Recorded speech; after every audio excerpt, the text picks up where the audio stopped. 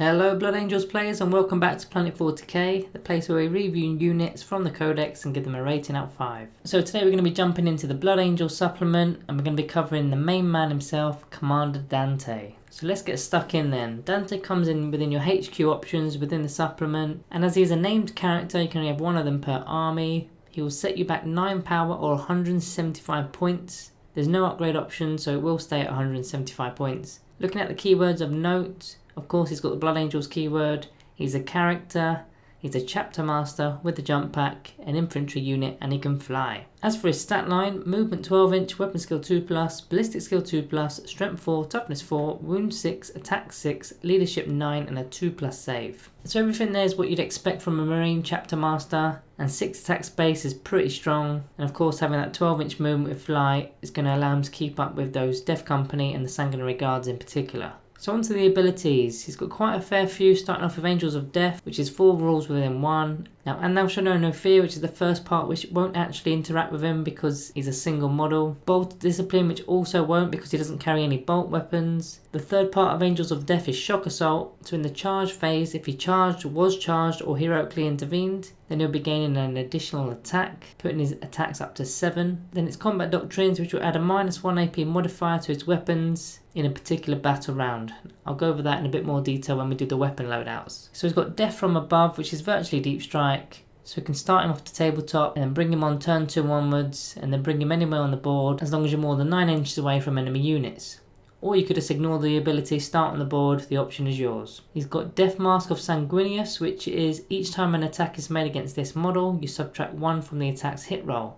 Nice, is probably going to help him stay alive. He's got his Iron Halo, which is 4+ invuln save, giving him a solid 2+, 4+. Again, that's going to be helping him stay alive. Next, he's got Lord Regent of the Imperium Nihilus. So basically, when you select Dante to be your warlord, you're going to receive an additional command point before the game begins. The more command points, the better. He's got Chapter Master. So in your command phase, you select one friendly Blood Angels core unit or a Blood Angels character unit within 6 inches of Dante. Until the start of the next command phase, each model in that unit that makes an attack can reroll their hit rolls. So this is rerolls to all hit rolls, not just ones. So it's a huge boost, as it's not just range attacks either, it's also melee. So it makes Dante quite a versatile unit, and it's aiding a lot of units in general because there's a lot of core units, and it also works on characters too. And Dante is a character within 6 inches of himself, so it can work on himself. He's got Rites of Battle, which is an aura for core units within 6 inches. They're going to be able to reroll 1s. So of course the first core unit or character is going to benefit from the Chapter Master ability, and any others around him in the aura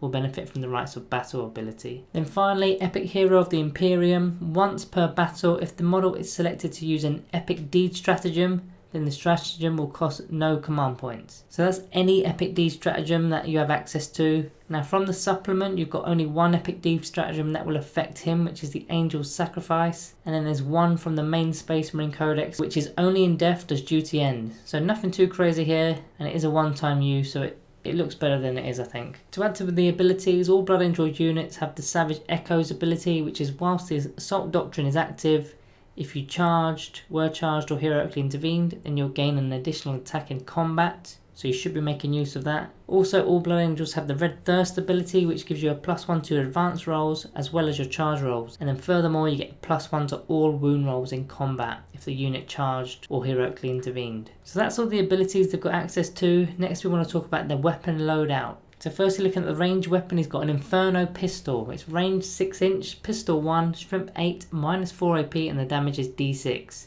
And each time an attack is made with this weapon that targets a unit within half range, i.e. 3 inches or less, then the damage will be D6 +2. Now I love this weapon. I mean, the Sanguinary Guard can also take these pistols. We covered their review already. In fact, if you've yet to see that, you can find that in our Blood Angels playlist, or there'll be a link in the top right corner now. So this weapon is only one shot, but with his ballistic skill being a 2+, he's not really missing often. You could even use a command reroll if you did miss, or you could just opt to select him for his Chapter Master ability to make him reroll all hit rolls. Strength 8 will wound on 2s against standard toughness 4 infantry models. The -4 AP leaves only invuln saves, and the damage is D6 for a single pistol shot. Is pretty good, and it could be D6 plus 2 if you're within 3-inch range, and that does include shooting in combat, which is why I love this weapon the most, because you can just jump into combat with a character, then you could be targeting the character in the next shooting phase before you even go into the melee side of things. Now he does have a frag and crack grenade, but let's face it, you're not using those. So his melee weapon is the Axe of Mortalis, which is the strength plus 3, making it strength 7, -3 AP, and the damage is 2. Now even though this is a strength 7, bear in mind he has Red Thirst, which will +1 to his wound rolls. So in the Assault Doctrine you're going to get an additional -1 AP modifier, which removes that 6+ save because it will be a -4 AP. Now I'm going to do a breakdown of what you can expect from the melee side of things. So he's got 6 attacks base. Now if it is the Assault Doctrine, which is turn 3 onwards, which is sort of the time you're going to be getting into combat, this is going to give him another attack due to Savage Echoes. Then add another one on top for Shock Assault, totaling 8 attacks if you charge. Now without using the Chapter Master ability on himself, he's going to get 6.7 of those attacks that will hit on average. Versus Toughness 6 or less, you only need 2s to wound due to Red First giving a +1 to the wound roll, so about 5.6 wounds on average going through. Against Toughness 7 you need 3s, so about 4.4. Any tougher you need 4s, so an average 3.3 wounds. It's actually quite crazy that with Red First you can wound up to Toughness 13 on 4s. -3 AP leaves 6+ armor saves or invuns, then 2 damage a pop. It's not the worst, but it could be better though. But at the same time, even if he attacks a vehicle, on average 4.4 wounds are going to go through, which is an average damage of 7.4. Not too shabby, unless of course there's an invuln that's going to block some of that off. Now against a Primaris Marine unit, he'll wipe out a 5-man unit no problem. I guesstimate that he's doing about 100 points worth of damage in melee per turn. Then when you combine that with his shooting on top, it's pretty nasty with his overall damage output. That's his weapons. Next we need to check out his Warlord trait. Now he is a named character, so he comes with a preset trait, which is Heroic Bearing. So this simply adds 3 inches to his Rites of Battle aura, as well as his Chapter Master range, putting both to a 9-inch range, which is pretty good. Then not only that, he gains a new ability which allows friendly core units within 9-inch to add 1 to their leadership. So this is going to work well in particular with larger units flanking him. As for book synergy, starting off with some stratagems, you've got the Angel Sacrifice, which will be free to use as it's an epic D stratagem if you want to use his ability there. It forces your opponent to only focus melee attacks onto Dante and not on others within the same combat. So it's going to protect those other units such as your Death Company or your Sanguinary Guard. It also works well if Dante is almost dead, and then you can force your opponent's large unit to declare all the attacks on him, wasting a heap of attacks. Now from the Space Marine Codex you can use only in Death Does Duty End, which is another epic deed stratagem, and again it's going to cost no command points if you use the ability instead of 2 command points. Now if Dante dies before attacking in the fight phase, then he can still attack before being removed. Now this is probably the one I'd use it on because he's got so many attacks and he does a lot of damage. He can also use Orbital Bombardment as he's your Warlord, but that's quite a generic thing with any Warlord.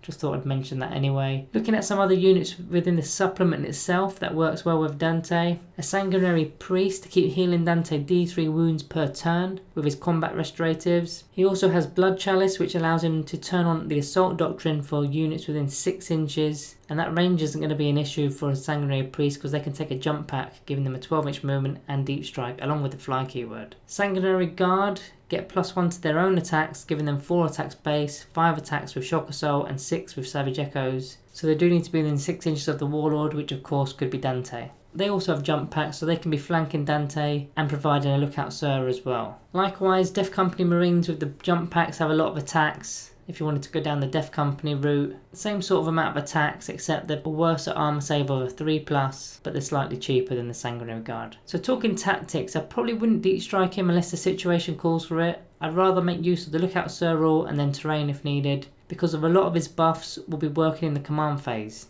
Now if you did choose to deep strike, you're actually going to miss 2 command phases out of the 5, which is a lot of rerolls. And bear in mind that at the beginning of the game, he's going to still be amongst all your gunline. So you could be granting all those gunline units such as Dreadnoughts a lot of rerolls with their Dakar. It could be your Hellblasters too, or even your Eradicators from turn 1. I just keep pushing him up the board until he's in range of his Inferno pistol and simply shoot and charge. Once he's in that sort of charge range, your opponent will start to focus fire on the units surrounding Dante, which will then protect the rest of your army, such as your gunline. Then you can just start picking off select units that are controlling objectives. Ideally, you could get a Psyker to cast Psychic Fortress on Dante's bodyguards to give them a bit of durability, because they're also going to benefit from having Dante around. Also, don't forget that priests can be healing Dante and the bodyguards alike. I mean, I think I'd prefer to take the Sanguinary Guard as they've got a 2+ armor save and a 12-inch movement to stay with him. You could also opt to use a Storm Raven to get him in there.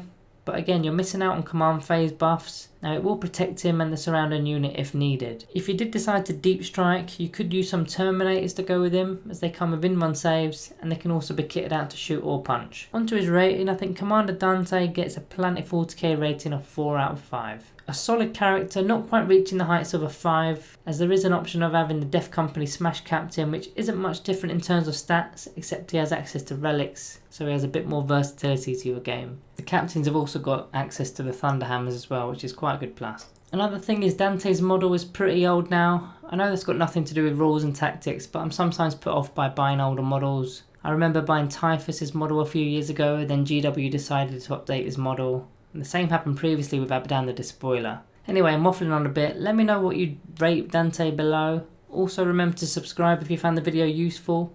I will likely be doing more Blood Angels videos, as I've just set myself up with a few models from the Blood Angels chapter, so I'll be definitely getting stuck into these reviews. Anyways guys, like the video on your way out. Thank you all for watching and I'll see you in the next one.